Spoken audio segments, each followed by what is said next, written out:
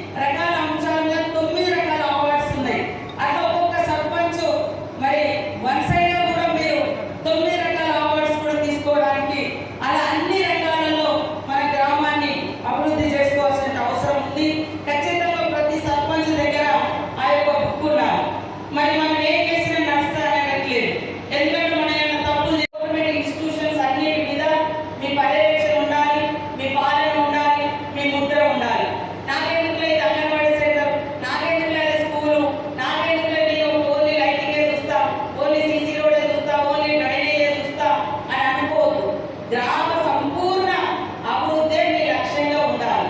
అప్పుడే మీరు ఒక అత్యున్నతమైనటువంటి సర్పంచ్గా దేశ స్థాయిలో జరిగేటువంటి అవార్డుల ఎంపికలో కూడా మన రాష్ట్రానికి మీరు సాధించగలుగుతారని మేము భావిస్తాము.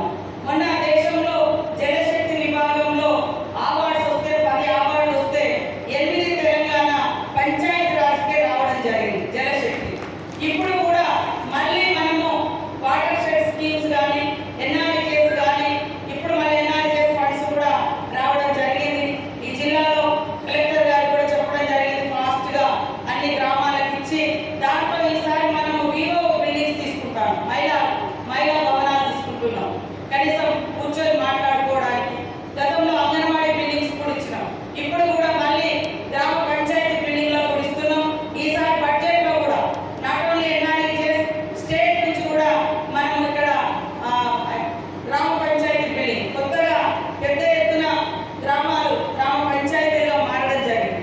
కానీ గ్రామ పంచాయతీలు లేవు. అదేవిధంగా మనం ఇప్పుడు చిన్న చిన్న తండాలు గూడాలు కూడా మరి గ్రామాల్లో సర్పంచ్లుగా కానీ ఇన్కమ్ లేదు వాళ్ళ దగ్గర.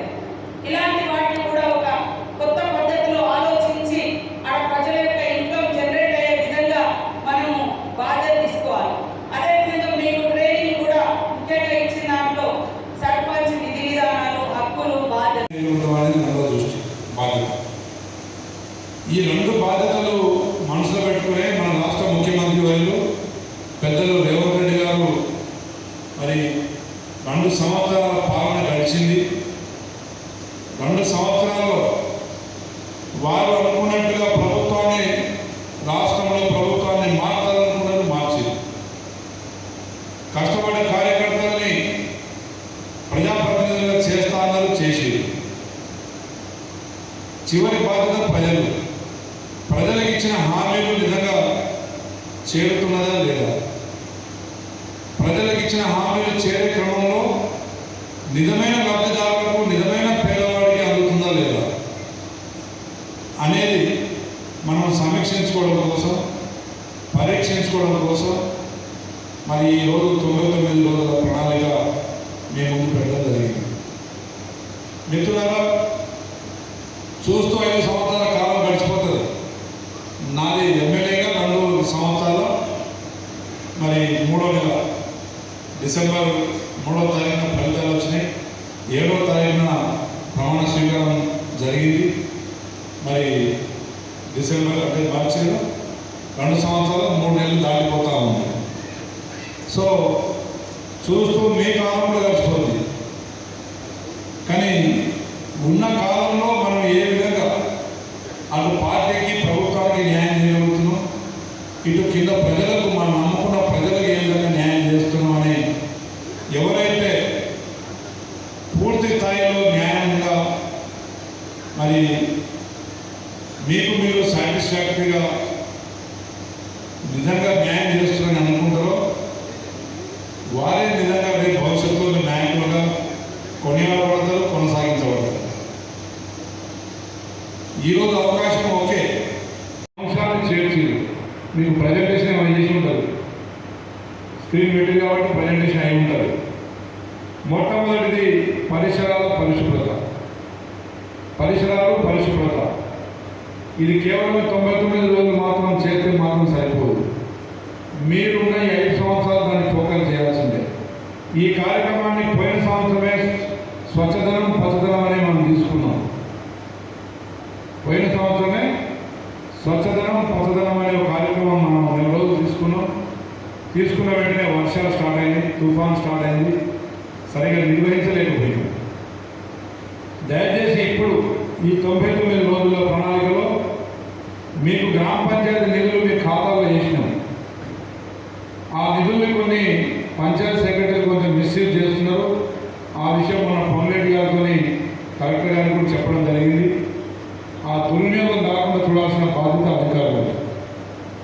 అన్ని ఫేక్ బిల్లులు పెట్టి వచ్చిన అమౌంట్ మొత్తం మరి అకౌంట్ నుంచి దారి మరుగుతున్నాయి. ఇది మా సర్పంచ్ అందరూ మూకుమ్మడిగా చెప్తున్న కంప్లైంట్. దీని మీద పూర్తి స్థాయిలో ఆడిటింగ్ చేయించాలని చెప్పి అధికారులు కోరుతూ, అదేవిధంగా ఆ నిధులతోనే ఇమ్మీడియట్గా వీధి లైట్లు కావచ్చు, పరిసరాలని పరిశుభ్రంగా మార్చడం కావచ్చు, పిచ్చి చెట్లు కావచ్చు, లేదంటే మురికి గుంటలు కావచ్చు, గతంలో ఉన్న డ్రైనేజ్ కాలువలు కావచ్చు.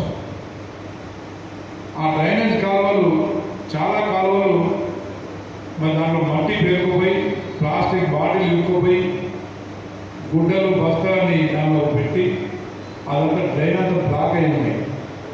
దయచేసి ఆ గ్రామ సిబ్బందితో, మున్సిపాలిటీ సిబ్బందితో ఉన్న కాలువని ముందు క్లీన్ చేయించండి. అదేవిధంగా ఆరోగ్యం, మీ గ్రామాలలో హెల్త్ క్యాంపులు పెట్టించండి. 15 రోజులకు క్యాంపు ఈ 3 నెలలు పెట్టండి. అదేవిధంగా సీజనల్ వ్యాధుల మీద ఇప్పుడు ఎండాకాలంలో ముఖ్యంగా ఫుడ్ పాయిజనింగ్ కేసులు, అదేవిధంగా కండ్ల కలగలు, ఇంకేమో వస్తాయో ఒకసారి ఆలోచించి దోమలు, ఈగల నివారణ మీద కొంత నివారణ చర్యలు తీసుకోండి.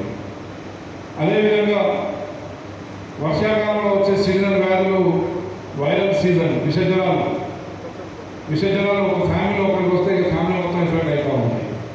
సో అది రాకుండా ముందస్తు చర్యలు ఏం తీసుకుంటాం, దాని మీద కొంత కాన్సన్ట్రేట్ చేయండి. అదేవిధంగా వ్యవసాయం, చిన్న వయసులోనే షుగర్ జబ్బులు, చిన్నపిల్లలకి గుండె లోపాలు, గుండె తయారవడమే సరిగ్గా తయారు కావట్లేదు, పెళ్ళిరైన పిల్లలకు పిల్లలు ఉండట్లేదు. సంవత్సరం తిరిగేసరికి కష్టపడ్డ సొమ్ముని మళ్ళీ అప్పుల పాలై మళ్ళీ నెక్స్ట్ పండగ వాళ్ళు అప్పు చేసుకొని మళ్ళీ పండుగ పండించడానికి ప్రయత్నం చేస్తూ ఉంటాం. కాబట్టి పంటలు ఏ విధమైన పంటలు మార్చితే బాగుంటుంది. వ్యవసాయ అధికారులను తీసుకుపోయి గ్రామాల్లో శిక్షణ శిబిరాలు పెట్టండి. ఇటు వైద్య శిబిరాలు పెట్టండి, అటు అగ్రికల్చర్ డిపార్ట్మెంట్తో మరి అవగాహన సదస్సులు పెట్టించండి. ఆధునికంగా వచ్చిన